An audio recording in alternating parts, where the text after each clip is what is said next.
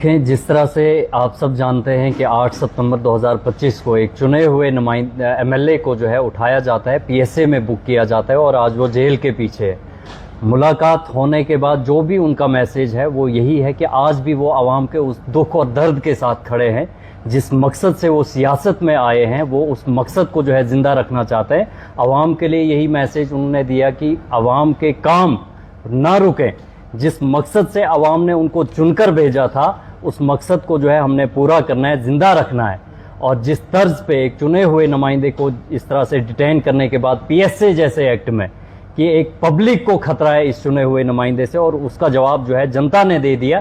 खैर अब ये मसला ये हाई कोर्ट में है, हमें पूरी उम्मीद है कि वहाँ पे हमें इंसाफ मिलेगा। लेकिन वक्ती तौर जो उनका इस टाइम पे मैसेज और जो उनकी चाहत है वो यही चाह रहे हैं कि आवाम के काम ना रुकें।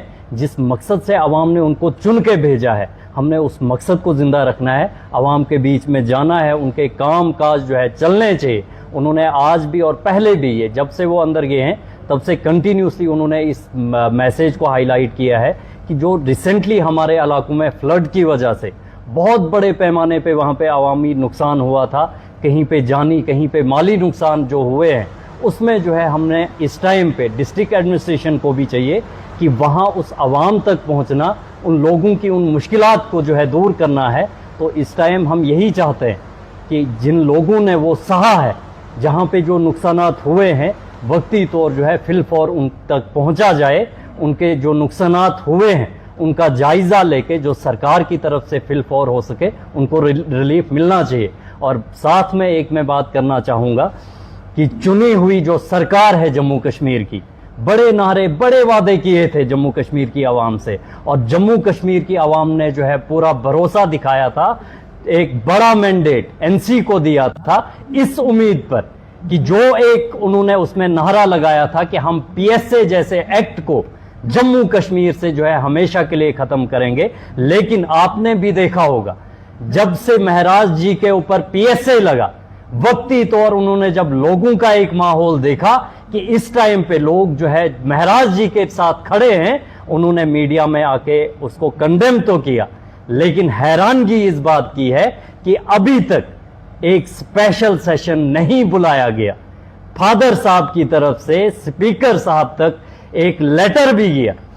इतनी गुहार लगाने के बाद जम्मू कश्मीर की आम जनता की चुनी हुई सरकार नाकाम हुई एक स्पेशल सेशन बुलाने में।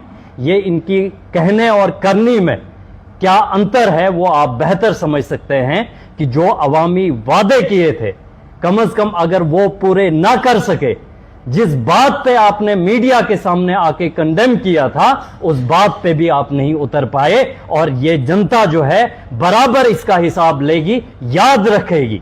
ये दिन याद रहेगा, जम्मू कश्मीर के इतिहास में पहली बार एक चुने हुए नुमाइंदे को इस तर्ज पे उठाया गया और पीएसए जैसे एक्ट में उसको अंदर किया गया। जम्मू कश्मीर की ये अवाम गवाह रहेगी और आने वाले टाइम में इन सरकारों को मुंह तोड़ जवाब देगी। और आप देखेंगे कि यकीनन जो है ये तर्ज जो एक नारा उसने लगाया था और उसने एक बात कही थी कि एक इनकलाब ये जो पहाड़ी इलाकों से शुरू हुआ है मैदानी इलाकों में आएगा और जम्मू कश्मीर को जो है बदल के रहेगा, और उसकी शुरुआत हो चुकी है। मैं जनता को भी ये मैसेज देना चाहूंगा कि शुरुआत हो गई है, मंजिल वही है, बदलना है जम्मू कश्मीर को। जम्मू कश्मीर के नौजवान, जम्मू कश्मीर के वो लोग जो बेहतर मुस्तकबिल देखना चाहते हैं, जो बेहतर जम्मू को बनाना चाहते हैं, जो जम्मू कश्मीर के आम इंसान, आम जनता